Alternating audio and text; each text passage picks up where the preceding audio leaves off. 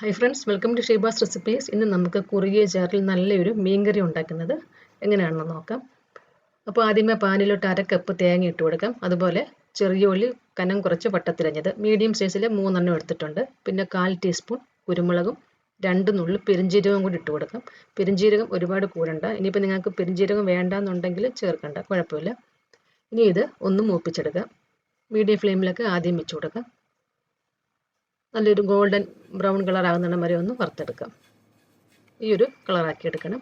ഇനി ഇത് ആറി കഴിഞ്ഞിട്ട് മിക്സിയുടെ ജാറിലോട്ട് ഇട്ട് കൊടുത്തിട്ട് കുറച്ച് വെള്ളവും കൂടി ഒഴിച്ചിട്ട് നല്ല പേസ്റ്റ് പോലെ ഒന്ന് അരച്ചെടുക്കാം. ഇനി പാനിലോട്ട് കുറച്ച് വെളിച്ചെണ്ണ ഒഴിച്ചു കൊടുക്കാം. അപ്പോൾ ഇതുണ്ടാക്കുമ്പോഴേ നിങ്ങൾക്ക് മൺചട്ടി വേണമെങ്കിൽ അതെടുക്കാം. അപ്പോൾ വെളിച്ചെണ്ണ ചൂടായി കഴിയുമ്പോൾ ഒരു നുള്ളി ഉലുവ ഇട്ടൊന്ന് മൂപ്പിച്ചെടുക്കാം. അത് കഴിഞ്ഞിട്ട് മീഡിയം വലിപ്പമുള്ള ഒരു സവാള ചെറുതായിട്ട് അരിഞ്ഞതും കൂടെ ചേർത്ത് കൊടുക്കാം. പിന്നെ കുറച്ച് കറിവേപ്പിലയും കൂടി ഇട്ട് കൊടുക്കുക. എന്നിട്ട് നല്ലതായിട്ടൊന്ന് വഴറ്റിയെടുക്കാം. കുറച്ചൊന്ന് വഴന്ന് കഴിയുമ്പോൾ 1 ടീസ്പൂൺ ഇഞ്ചി ചതച്ചതും അതുപോലെ 1 ടീസ്പൂൺ വെളുത്തുള്ളി ചതച്ചതും കൂടെ ചേർത്തിട്ട് നല്ലതായിട്ടൊന്ന് വഴറ്റിയെടുക്കാം. ഉള്ളിയുടെ നിറമൊക്കെ ഒന്ന് മാറി വരണം. ഇപ്പോൾ ഉള്ളിയൊക്കെ വഴന്നിട്ടുണ്ട്. ഇനി ഇതിലോട്ട് ചെറിയൊരു തക്കാളി അരിഞ്ഞതും കൂടെ ചേർത്ത് കൊടുത്തിട്ട് നല്ലതായിട്ടൊന്ന് വഴറ്റിയെടുക്കാം.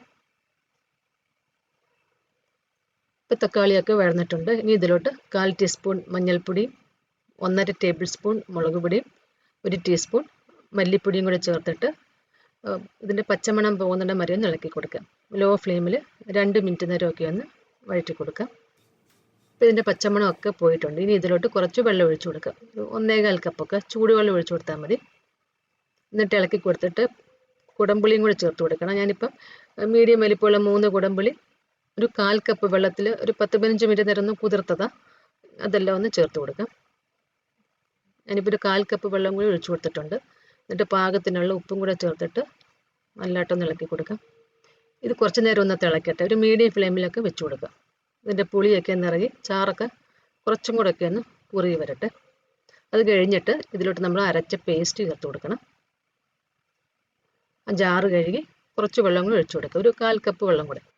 അപ്പോൾ ഒന്ന് ഇളക്കി കൊടുത്തിട്ട് ഒന്ന് തിളച്ച് കഴിയുമ്പോഴേ മീൻ ചേർത്ത് കൊടുക്കുക. ഞാനിപ്പോൾ 1/2 കിലോ മീൻ എടുത്തിട്ടുണ്ട്. ക്ലീൻ ചെയ്തതിന് ശേഷം 1/2 കിലോ ഉണ്ട്. അപ്പോൾ നിങ്ങൾക്ക് ഏത് മീൻ വേണമെങ്കിലും എടുക്കാം. ഞാനിപ്പോൾ മോത എടുത്തിരിക്കുന്നത്. അത് കഴിഞ്ഞിട്ട് ഇതിലോട്ട് 3 പച്ചമുളകും 1 ടീസ്പൂൺ ഇഞ്ചി അരിഞ്ഞതും കൂടെ ചേർത്ത് കൊടുക്കാം. കുറച്ച് കറിവേപ്പില. എന്നിട്ട് മീനൊക്കെ ഒന്ന് താത്ത് കൊടുക്കാം.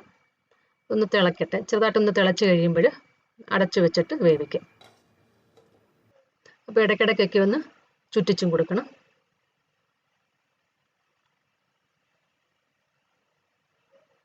ഇപ്പോൾ മീനൊക്കെ വെന്ത് പാകത്തിന് ചാറൊക്കെ ഒന്ന് കുറുകിയിട്ടുണ്ട്. കുറച്ചും കൂടെ കറിവേപ്പില ഇട്ടിട്ട് ഒന്നും കൂടെ ഒന്ന് ചുറ്റിച്ചെടുക്കാം. അപ്പോൾ ഇത്രയും മതി. നമുക്ക് ഫ്ലെയിം ഓഫ് ചെയ്യാം. അപ്പോൾ നല്ലൊരു മീൻകറി അത്.